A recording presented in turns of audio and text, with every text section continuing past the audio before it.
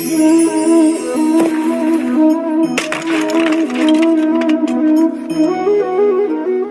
क्या हुआ? मुझे ठोकर लगते ही ये हाथ से छूटकर गिर क्यों गया, टूट क्यों गया? अब आप कहेंगे ये तो ऐसा ही होता है इस जीवन में, इस संसार में। ठोकर लगने के पश्चात हमारे हाथ जो भी होता है वो छूट जाता है, जो बनता है वो टूट ही जाता है। किंतु क्या ये सत्य है? आपको एक बात बता देता हूं, ठोकर खाकर गिरने के पश्चात संसार की कोई भी वस्तु भले हाथ से छूट जाए, सफलता अवश्य आती। चाहे कितनी भी बुरी तरीके से आप गिरे हो, ठोकर खाई हो, भविष्य अवश्य बनता है। क्योंकि ये ठोकर, असफलता, ये कठिनाई, ये हमें ऐसे निखारती है जैसे अग्नि स्वर्ण को। इसलिए जीवन में केवल आगे बढ़ते जाए, दृढ़ निश्चय के साथ बढ़ते जाए, और ठोकर खाकर गिरने से कभी भयभीत मत होइए, क्योंकि ये आने वाली सफलता का संकेत। और सफलता तभी मिलेगी जब आप गिरोगे, जब आप पुनः उठोगे, और जब आप पुनः जीवन में आगे बढ़ोगे। राधे। प्रेम, घृणा दोनों समान शब्द हैं। कैसे? देखिए ना, दोनों में 2.5 अक्षर हैं। दोनों वो भाव है जो हमारे मन से जुड़े हैं, और दोनों भाव से जुड़े व्यक्ति हमारे लिए महत्वपूर्ण है। अंतर बस इतना है कि प्रेम को मिलता है सम्मान और घृणा को मिलती है उपेक्षा। ऐसा क्यों? क्योंकि प्रेम वो भाव है जहां व्यक्ति सब कुछ दे देना चाहता है, सब कुछ हार जाना चाहता है। वही घृणा ऐसा भाव है जहां व्यक्ति सब कुछ पा लेना चाहता है, सब कुछ जीतना चाहता है।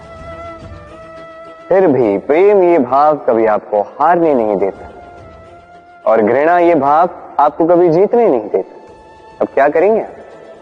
एक ही जीवन है, घृणा के साथ व्यतीत करेंगे या प्रेम के साथ? मैं तो प्रेम को ही चुनूंगा। राधे राधे। सूर्य किसी के लिए ऊर्जा दाता ईश्वर, तो किसी उल्लू के लिए आग बनकर देने वाली प्रकाश पुंज। नदी किसी के लिए प्यास बुझाने का स्रोत, तो किसी के लिए बाढ़ बनकर विनाश कर देने वाली विपदा। सागर किसी के लिए खारे पानी का भंडार, तो किसी के लिए अनंत जीवों का सार। प्रश्न ये है कि हर एक व्यक्ति के लिए किसी भी भाव या वस्तु की परिभाषा भिन्न क्यों होती? जो किसी के लिए विष, वो किसी के लिए अमृत क्यों? जो किसी के लिए अमृत, वो किसी के लिए विष क्यों? उत्तर सरल है। हम वस्तुओं को या भावों को वैसे नहीं देखते जैसे वो होते हैं। हम वस्तुओं को या भाव को वैसे देखते हैं जैसे हम होते हैं। अब इसका निवारण क्या? स्वयं को शुभ कीजिए, सब कुछ शुभ हो जाएगा। राधे राधे। चलिए एक प्रश्न करता हूं। किसी व्यक्ति से पूछिए, क्या वो मूर्ख, आलसी, अविवेकी, असफल, इन नामों से स्वयं की पहचान करवाना चाहेगा? नहीं। किसी से पूछिए, क्या आप मूर्ख हो? नहीं। आप असफल हो? नहीं। अविवेकी हो? नहीं। अब बताइए, क्या आपने मूर्ख या असफल बनने के लिए कभी जीवन में एक अच्छी योजना बनाई है? उत्तर मिलेगा नहीं। क्योंकि कोई भी योजना नहीं बनाई जा सकती जिससे आप मूर्ख या असफल बने।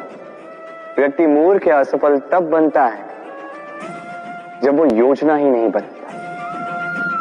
देखिए, छोटा सा जीवन, इसे नियोजित करें ताकि अधिक से अधिक लोगों को आप जोड़ सके, अधिक से अधिक प्रसन्नता पा सके, अधिक से अधिक सफलता प्राप्त कर सके, अधिक से अधिक लोगों का मार्गदर्शन करके उनका कल्याण कर सके। असफल रहकर घर पे बैठने से अच्छा ही है कि आप एक योजना बनाकर असफल हो, क्योंकि तब आपके पास एक और विकल्प होगा, एक नई योजना बनाने का, उसे साकार करने का। कि कोई न कोई योजना तो होगी जो आपको आपके लक्ष्य तक पहुंचा दे। क्यों? राधे राधे। सत्य और असत्य दोनों में अंतर क्या है? अंतर है तो केवल अ का। अब अ से होता है आरंभ, अ से होता है अंत में। सत्य वो है जहां सारे मार्गों का आरंभ होता है, असत्य वो जहां सारे मार्गों का अंत होता है। अब इनके पांव तो नहीं होते, किंतु फिर भी ये निशान छोड़ ही जाते हैं। सत्य वो निशान छोड़ता है जो एक उत्तम उज्जवल उदाहरण बनता है, और असत्य वो उदाहरण छोड़ता है जो एक कलंकित इतिहास बन जाता है। अब आप आने वाले समय के लिए कौन सा निशान छोड़ेंगे? निर्णय पूर्णतः आपका है। राधे राधे। कभी आपने सोचा है हमें जीवा के साथ साथ कान क्यों मिले?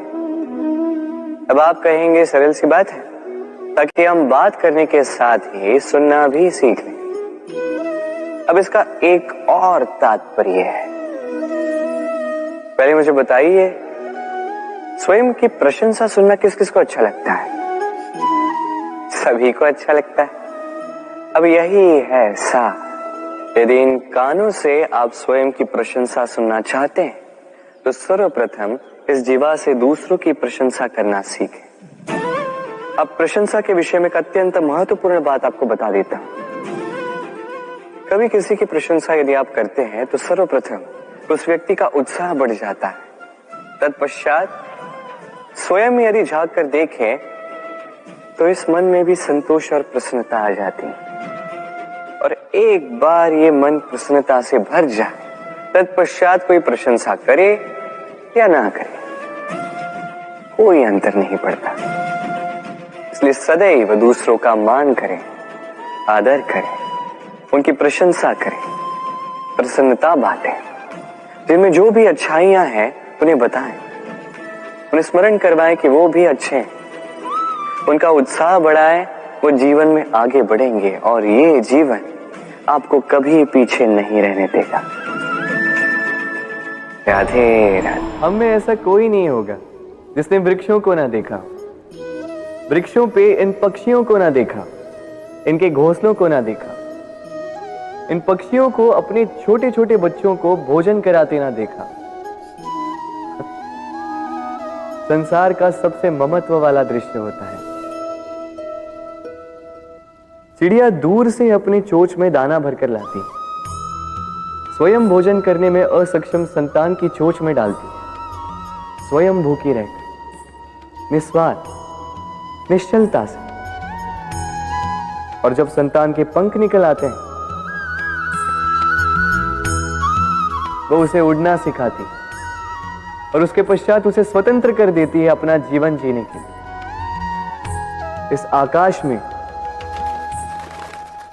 उड़ान भरने के लिए। और हम मनुष्य क्या करते हैं?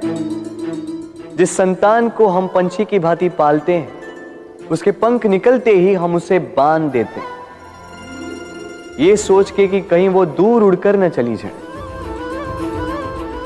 ऐसा नहीं कि इस स्थिति में माता पिता को संतान से प्रेम नहीं है, अवश्य है, किंतु इसमें प्रेम पर मोह भारी पड़ जाता है, जो स्वयं अपने और संतान के भविष्य के बीच में बाधा बन जाता है।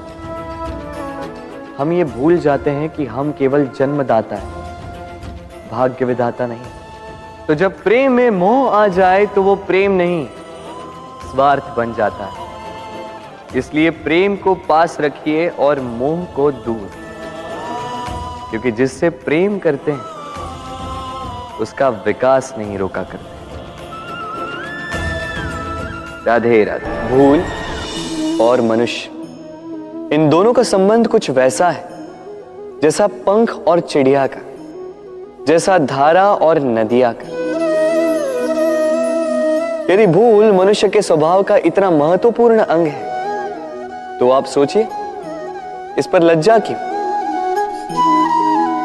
इस पर लज्जा करना ठीक है ही नहीं। वैसे देखा जाए तो भूल हमें स्वयं को और श्रेष्ठ बनाने का अवसर देती है, पहले से अच्छा प्रदर्शन करने की प्रेरणा देती है।